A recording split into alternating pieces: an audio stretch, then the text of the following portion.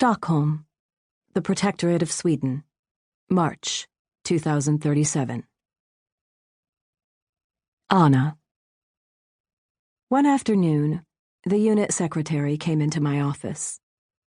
"He wants to see you on the 14th floor of the Secretariat building." "Who does?" "He wants to see you." The unit secretary looked extremely excited. Her thick glasses bobbed on the tip of her nose, and she frantically shoved them back up, at which point they immediately slid down again. I could understand why she was so worked up. It was rare for those in the Secretariat building to take an interest in our activities, much less in one of us personally.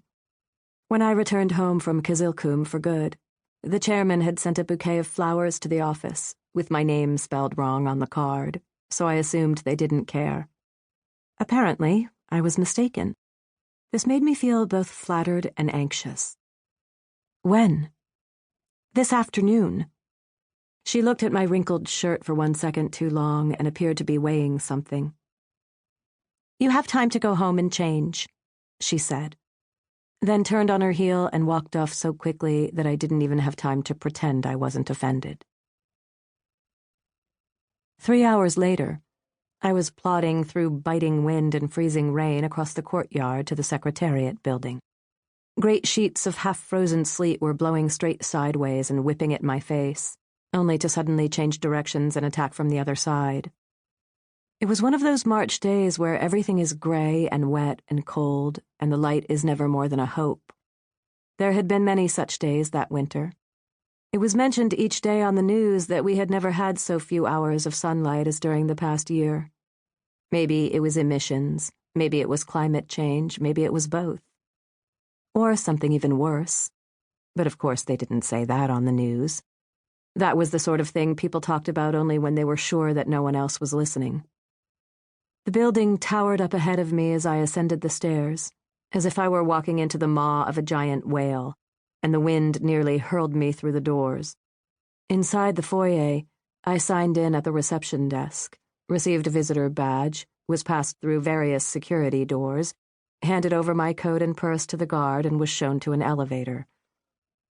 The walls and ceiling of the elevator were covered in smoke-colored mirrors, which made me feel painfully self-conscious in my brand-new jacket and bland old lady booties from the off-the-rack clothing chain closest to my office. The jacket fit well, but it was made of an itchy, tight material that made me start sweating even before I got off the elevator. My feet were damp and cold, and my tights were sagging. I had put on makeup in the hopes of appearing less haggard than I felt, but I suspected that it had achieved the opposite effect. The rain had made my eye makeup run and washed nearly all the cheap powder from my cheeks. What was left was flaking over the eczema on the bridge of my nose and at my hairline. I felt out of place, like I was wearing a costume. The first thing that struck me when I walked out of the elevator on the 14th floor was that the sound was different, more muffled.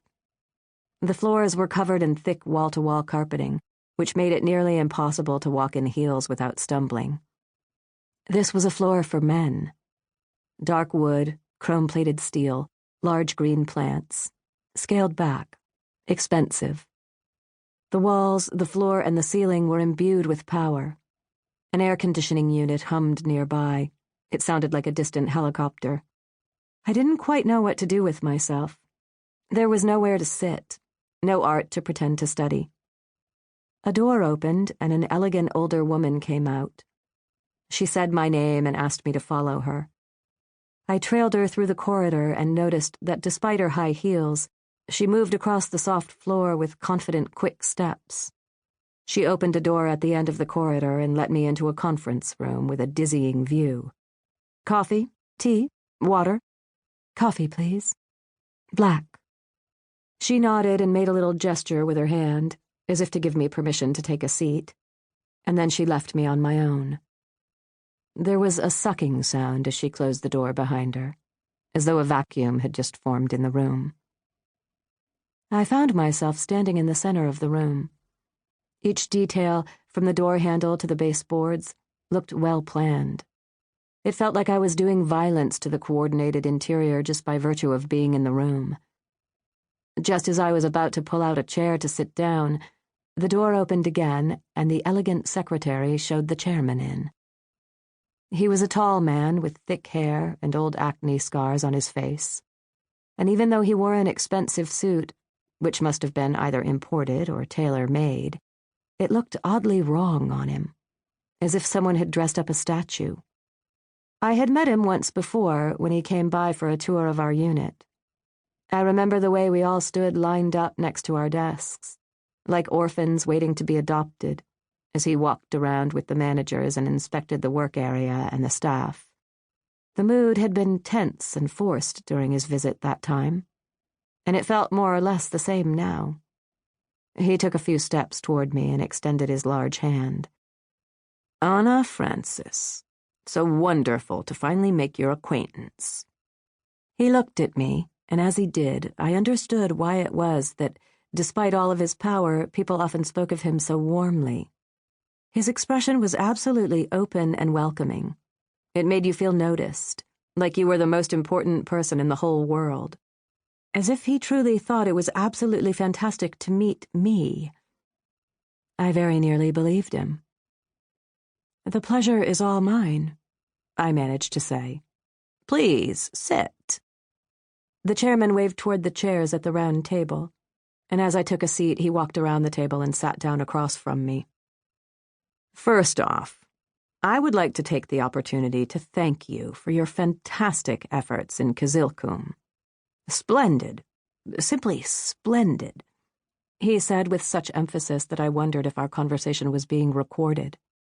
He went on, "I hope you know how pleased we are with your work. The minister sends greetings as well. Delighted ones, of course. We haven't had such a good reputation for many years. A humanitarian superpower and all of that. Just what the doctor ordered. We all think so.